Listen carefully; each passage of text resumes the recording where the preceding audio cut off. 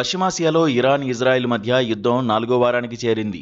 ఈ వినాశనకరమైన పోరును ఆపేందుకు పాకిస్తాన్ ఇప్పుడు రంగంలోకి దిగింది. అటు అమెరికా అధ్యక్షుడు డొనాల్డ్ ట్రంప్తో, ఇటు ఇరాన్ అధ్యక్షుడు మసూద్ పెజిష్కియాన్తో పాక్ నాయకత్వం జరిపిన సంప్రదింపులు ఇప్పుడు అంతర్జాతీయంగా చర్చనీయాంశమయ్యాయి.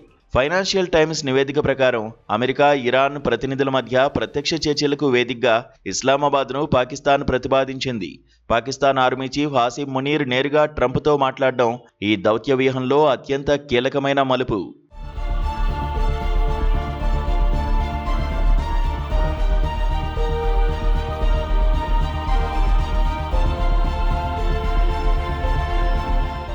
పాకిస్తాన్ ఆర్మీ చీఫ్ హాసిం మునీర్ ఇటీవలే డొనాల్డ్ ట్రంప్తో కీలక చర్చలు జరిపారు.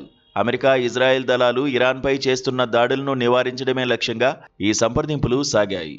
ఆశ్చర్యకరంగా ఈ చర్చల తర్వాతే ఇరాన్పై దాడులను 5 రోజుల పాటు నిలిపివేస్తున్నట్లు ట్రంప్ ప్రకటించారు.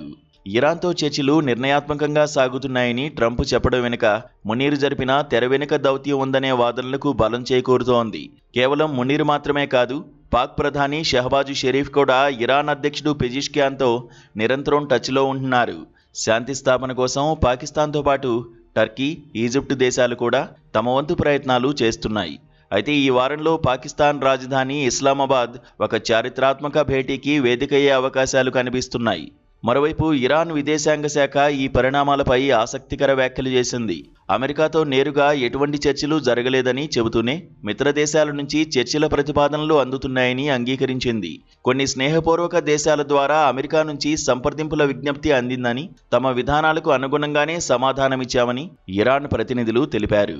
పాకిస్తాన్లో అమెరికా మిలిటరీ స్థావరాలు లేకపోవడం, ఇరాన్తో పాక్కున్న సరిహద్దు సంబంధాలు ఇక్కడ ఒక న్యూట్రల్ ప్లాట్ఫామ్గా పనిచేస్తున్నాయి.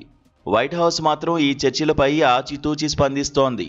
ఏదేమైనా ఈ 5 రోజుల యుద్ధ విరామం పాకిస్తాన్ చేస్తున్న రాయబారం పశ్చిమాసియాలో శాంతిని తెస్తుందా లేదా అనేది ఇప్పుడు ప్రపంచం ఎదురు చూస్తున్న ప్రశ్న.